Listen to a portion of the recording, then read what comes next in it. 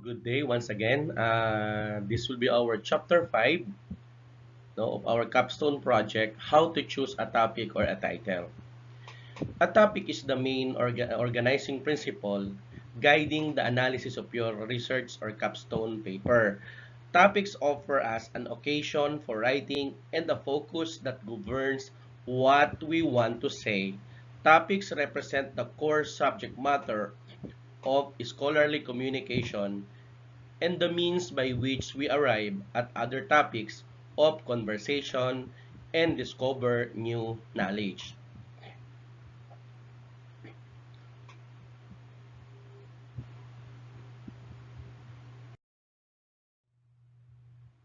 Okay, so this will be our objectives. So upon the completion of the chapter, the students is expected to choose a topic, how to begin, and find resources for identifying a topic. Now, choosing a topic or how to begin a topic, do not expect choosing the topic to be quick or easy task. You should be thinking about it right from the start of the course. There are generally three ways you are asked to write about a research problem. Number one, of course, your professor provides you with a general topic from which you study a particular aspect of. Your professor provides you with a list of possible topics, or your professor leaves it up to you to choose a topic and you only have to obtain his or her permission to write about it before beginning your investigation. Now, how to begin? Okay? So number one, of course, is you are given the topic to write about. Now, step one, identify concepts in terms that make up the topic statement. So for example, your professor or teachers want the class to focus on the following research problem. Is the Philippine Union as a whole becoming a credible security actor with the ability to contribute to global security? The main concepts are, of course, the Philippine Union, global security, credibility, and of course, as a hint, focus on identifying proper nouns, noun or noun phrases, and action verbs in the assignment description. Step number 2, which is too important actually in choosing your topic, review related literature to help refine how you will approach focusing on the topic and finding a way to analyze it. You can begin by doing any or all of the following. Reading through background information from materials listed in your course syllabus, of course. Searching the school library catalog to find a recent introduction book and, if appropriate, more specialized work about the topic. Conducting a preliminary review of the research literature using multidisciplinary library databases could help, no? Subject-specific databases, no? And use the main concept terms you develop in step 1 to retrieve relevant articles. This will help you refine and frame the research problem. Don't be surprised if you need to do this several times before you finalize how to approach writing about the title. But take note, always review the references cited by the authors in footnotes, endnotes, or a bibliography or references to help locate additional research on the title or topic. However, if you're having trouble at this point locating related research literature, you just try to ask your librarian for help. Okay? Step number 3, since our focus is of course in research papers, is for example more on IT, more on computer science, or more on social science, no? It is generally designed to get you to develop your own ideas and arguments. Look for sources that can help broaden, modify, or strengthen your initial thoughts and arguments. So for example, as I mentioned earlier, as our example, if you decide to argue that the Philippine Union is ill-prepared to take on responsibility for broader global security because of the debt crisis, for example, then focus on identifying sources that support as well as refute this position.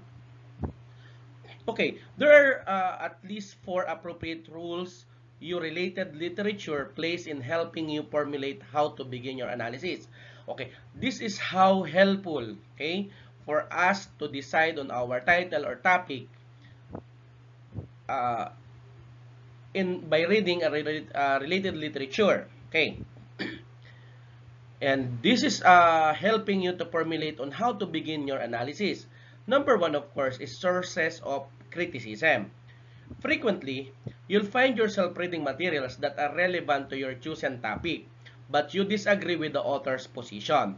Therefore, one way that you can use a source is to describe the counter-argument, provide evidence from your review of the literature as to why it is unsatisfactory, and discuss how your own view is more appropriate based upon your interpretation of the evidence.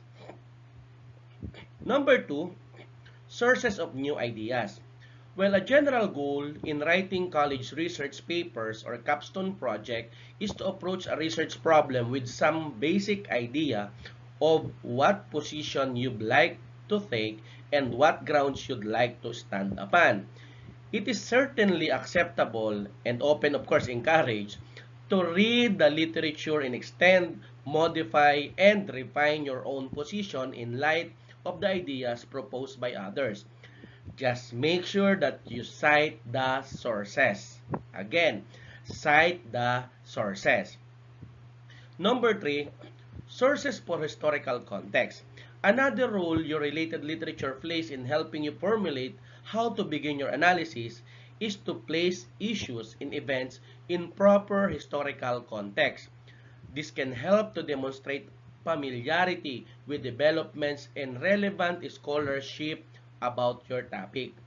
Provide a means of comparing historical versus contemporary issues and events, and identifying key people, places, and things that had an important role related to the research problem. Another is sources of interdisciplinary insight. An advantage of using databases like, for example, an OER, available at present in Commissioner Education, to begin exploring your topic or title is that it covers publications from a variety of different disciplines. Another way to formulate how to study the topic or title is to look at it from different disciplinary perspectives. If the topic or title concerns immigration reform, ask yourself, for example, how to studies from sociological journals found by searching ProQuest vary in their analysis from those in law journals. Another role of related literature is to provide a means of approaching a topic or title from multiple perspectives rather than the perspective offered from just one discipline. And take note, remember to keep careful notes at every stage. You may think you'll remember what you have searched and where you found things, but it's easy to forget. Step number 4, assuming you've done an effective job of synthesizing and thinking about the results of our initial research for related literature. You're ready to prepare a detailed outline for your paper and lays the foundation for a more in-depth and focused review of relevant research literature. Of course, after consulting with different libraries or librarians, no, if needed. Another is you are provided a list of possible topics to choose from. Diba? Sometimes your professor give you a possible topics, okay? And even if you visited the CHED CMO 25 series of 2015, they have a lot actually of possible topics na. Now, if if you are provided a list of possible topics to choose from of your professor, step one, of course, I know what you're thinking, which topic from the list is the easiest to find the most information on. An effective teacher or instructor should never include a topic that is obscure or complex that no research is available to review and from which to begin to design a study. Instead of searching for the path of least resistance, begin by choosing a topic that you find interesting in some way or that is controversial and you have a strong opinion about or that has some personal meaning for you. You're going to be working on your title for quite some time, so choose one that's interesting or that makes you want to take a position on. Once you settled on a topic of interest from the list, follow the steps 1 to 4. Okay, as what we discussed earlier. Okay, note, it's okay to review related literature to help refine how you will approach analyzing a topic and then discover the topic isn't all that interesting after all. In that case, you can choose another from the list. Just don't wait too long to make a switch and be sure to consult with your teacher or professor first before you change your title or topic. Okay, so this will be the another option given by your professor. So your professors leave it up to you to choose a topic, especially if you don't have any interest given by your professor. So therefore, you decided to look for your prepared topics. So, under this scenario, the key process in turning an idea or general thought into a topic that can be cast as a research problem, when given an assignment where you choose the research topic, don't begin by thinking about what to write about, but rather ask yourself the question, what do I want to know? Treat an open-ended assignment as an opportunity to learn about something that's new or exciting to you. If you lack ideas or wish to gain focus, try some or all of the following strategies. Letter A, review your course readings, particularly the suggested readings for topic ideas or title ideas. Don't just review what you've already read, but jump ahead in the syllabus to readings that have not been covered yet. Of course, search the catalog, of course, for a good, no? In different universities, you just visited the libraries, no?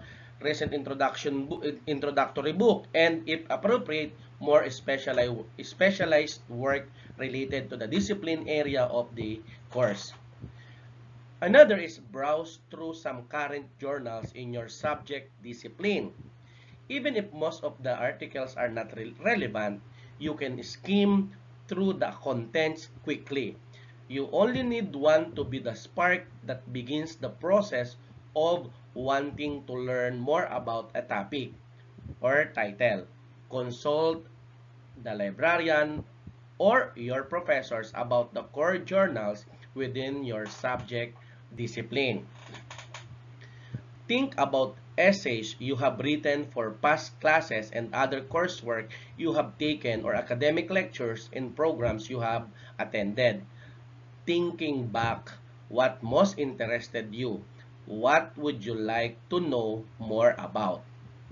Another is, of course, search online media sources such as CNN, the Los Angeles Times, Huffington Post, or Newsweek, or for example, ACM website, IEEE website, Science Direct, to see if your ideas has been covered in the news.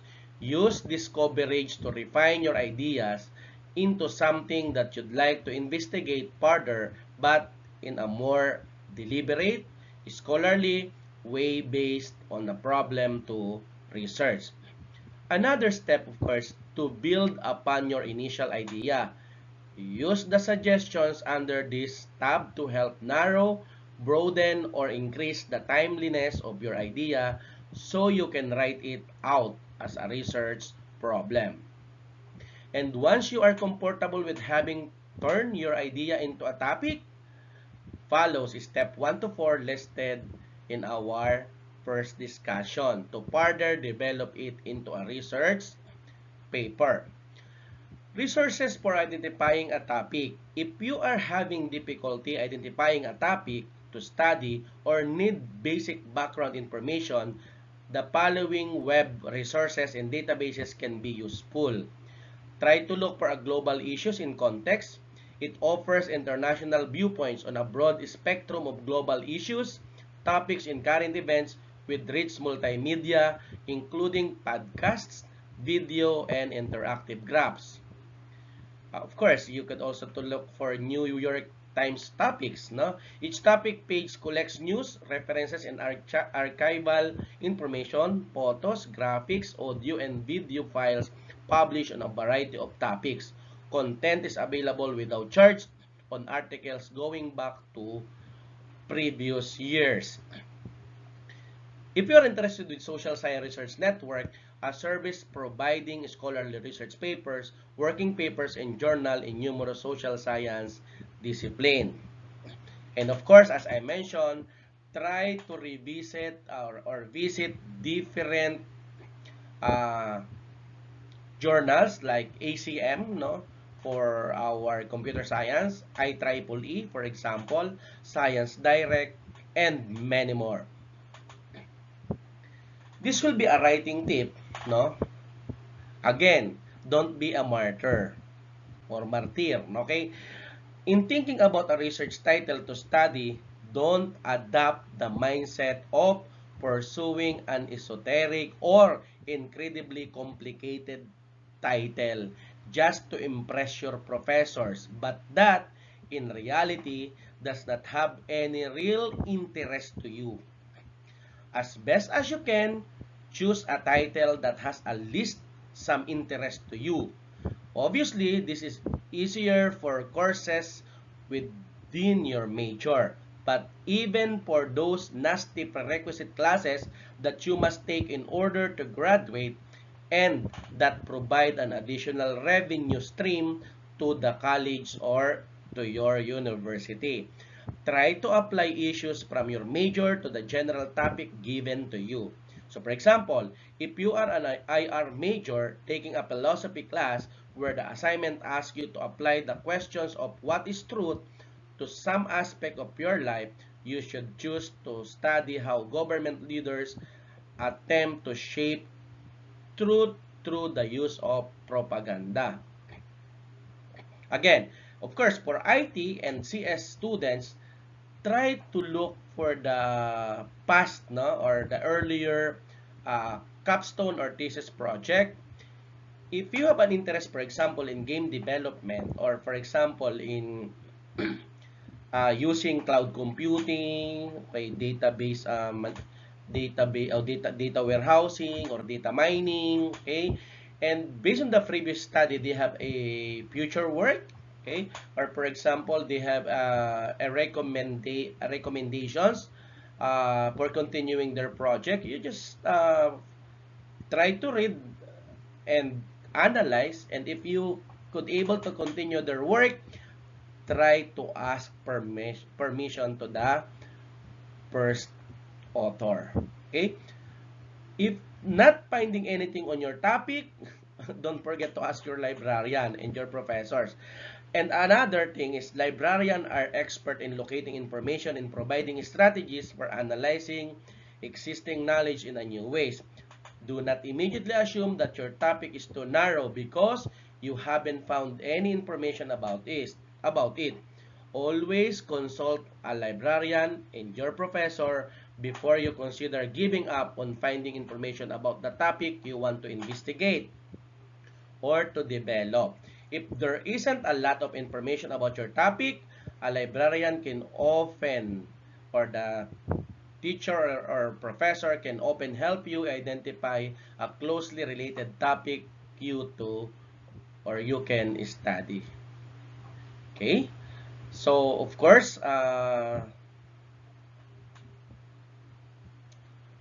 it's too easy for us to create or to choose our title if we have an idea already in our mind, no?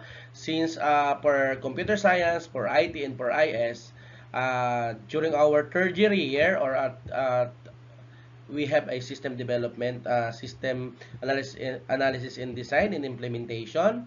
And then we have a software engineering, of course, and implementation. So therefore, it's too easy for you now to start with your capstone or research project.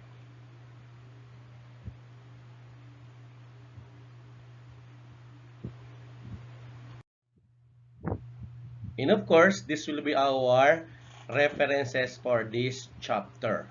Okay?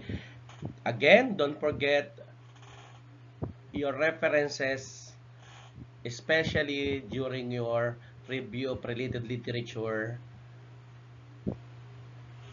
reviews. So, that's it, I think. Okay? Thank you very much and good luck. Enjoy doing your chapter 1 since you have a title already. Good luck and God bless.